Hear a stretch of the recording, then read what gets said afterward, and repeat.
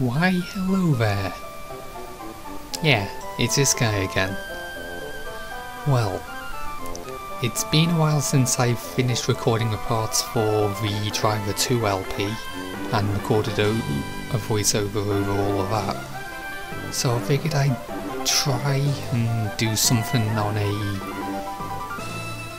more conventional basis instead of creating an LP in the process of literally 3 days.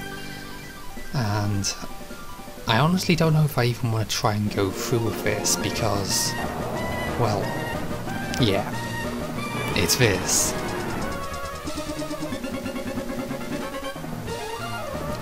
So yeah, we are hopefully going to do this game, which... Wait. What the hell? Now that... Okay, how am I supposed to react to this? Oh, okay. I'll just... Ugh. So, I'm going to be doing a crossover of 2 franchises. Just glorious, isn't it? So just ignore the fact that I saved the game previously and start from scratch. Which was basically I just saved that so I didn't have to go through the options again at the start. And as we see here, stuff is not as it seems. Things have been replaced with other things, and there is these at the end of random sentences. I also apparently can't English. Some things never change, do they? So, first thing we see here is that gender does not matter. You look like you have the longest hair ever.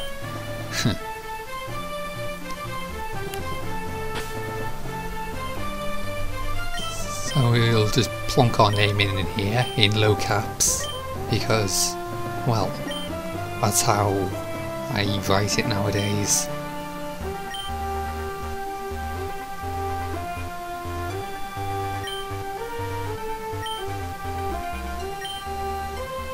This is possibly going to go even worse than the Driver LP.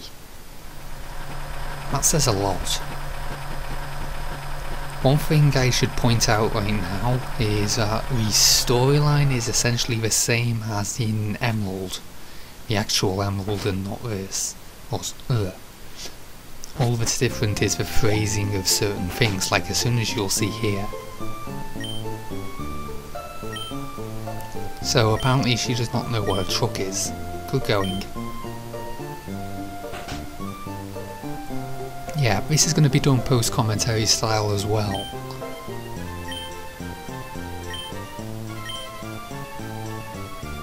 I don't even want to know what the hell she said there. And apparently that cat is a machoke. No, wait, Wigger, sorry. So the first thing you do, as always in one of these games, is you go to the compy and pull that out because you need it.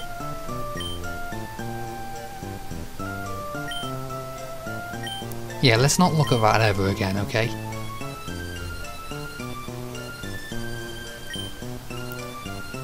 So apparently, yeah, this is the same stock map, but with all the names are different. And apparently, as we see here, Iron Tie is in the middle of the ocean, which does not make much sense, really, when you think about it. If you are aware of the continuity, but let's not argue with that too much, okay?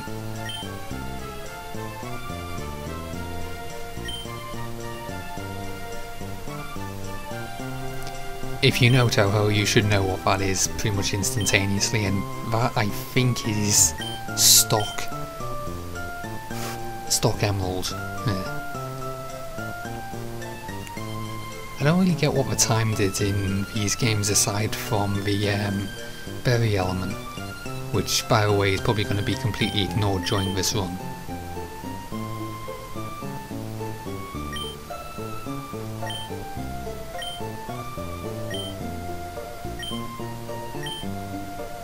I can say no. What the hell are you talking about?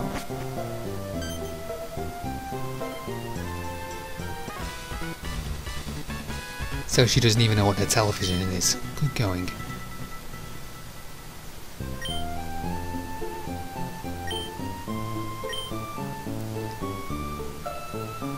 Well, since I have nothing better to do, yeah. Like, why the hell am I even here? I suspect that is stock, but that is not. Huh. Most of the dialogue in this has been changed in comparison to other versions of the hack.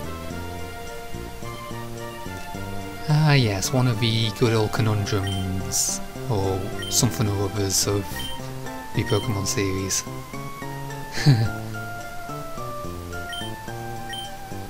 Yeah, pretty sure that's stock. And yep, that is a yin angle. Good going.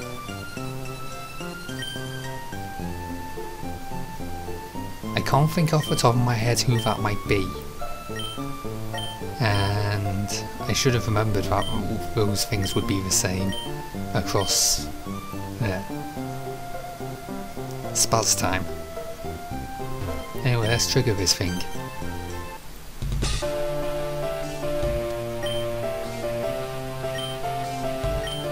A good portion of the music's been changed as well.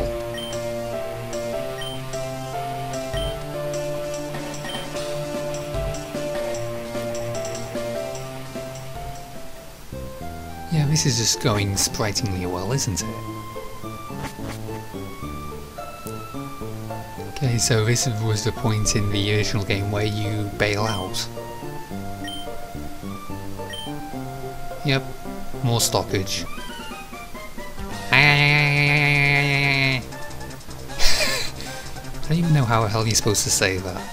That's kind of like her catchphrase since the 10th game.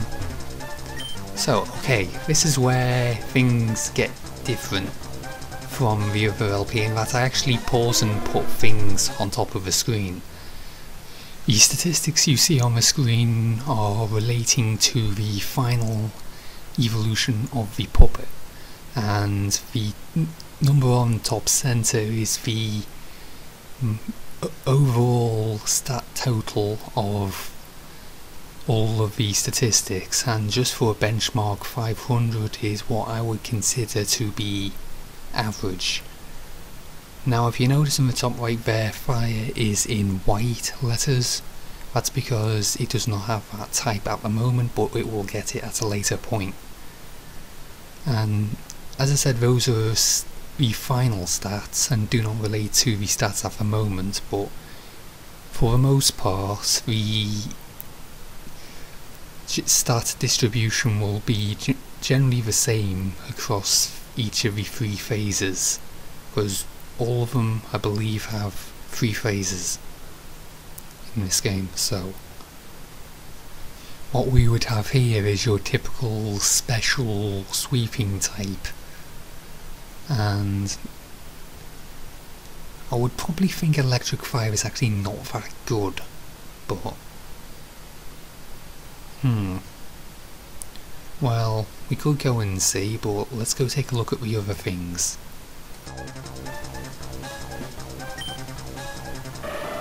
Kana.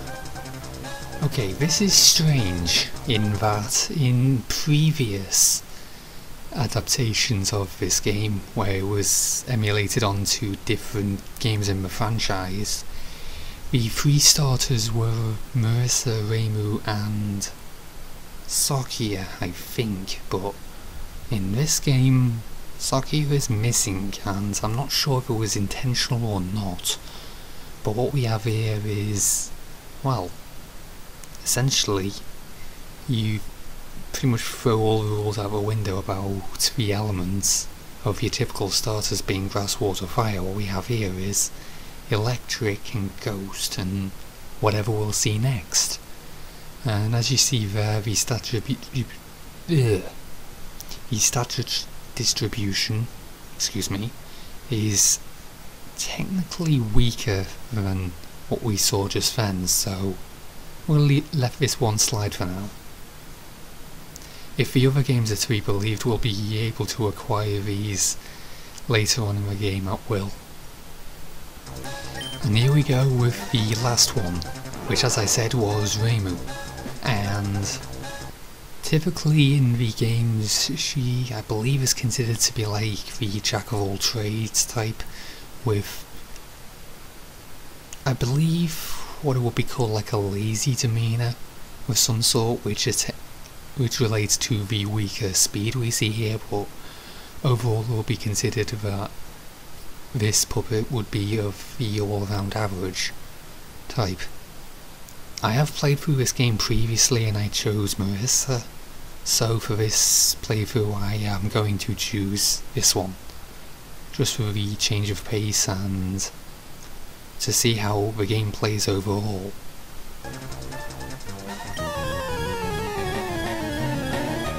Nice music, and it's all different. And here comes our Zigzagoon, and as we see here, unfortunately, I have no statistics for this thing. The game isn't exactly what I would call consistent in its statistics, and there are countless versions of the game.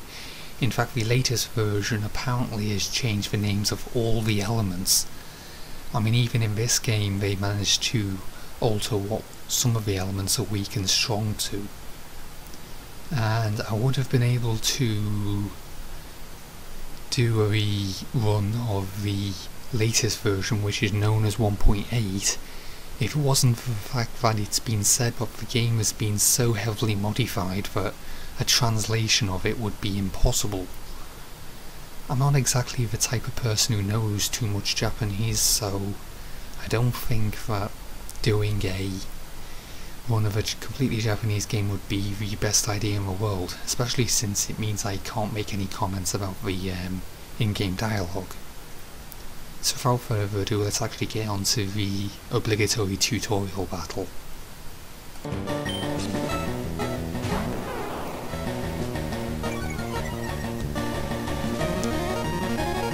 Now, as you saw there, this starter, the target is a ghost type, and for that reason the developer was kind enough to give the starters struggle, or rather, Yukuri reference.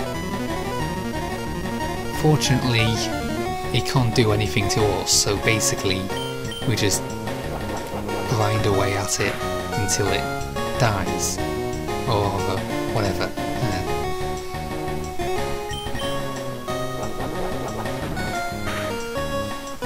Now typically during these types of games, when I emulate them, I abuse a living tar or something out of save states in order to acquire beneficial natures and such. Now I'm going to be trying to do that in that game as well, but I'm going to try and edit it in such a way that it's not intrusive to the watching experience. Like I'll try and get the nature required off camera. Now when sight reading these games, I'll typically try and go for a neutral nature, and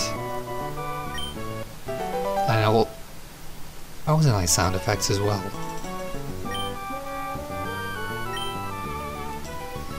Truth be told, I'm not actually sure if I even want to continue going through with this, considering the nature of the game, so if you want me to continue trying to do this, then by all means I'll continue, but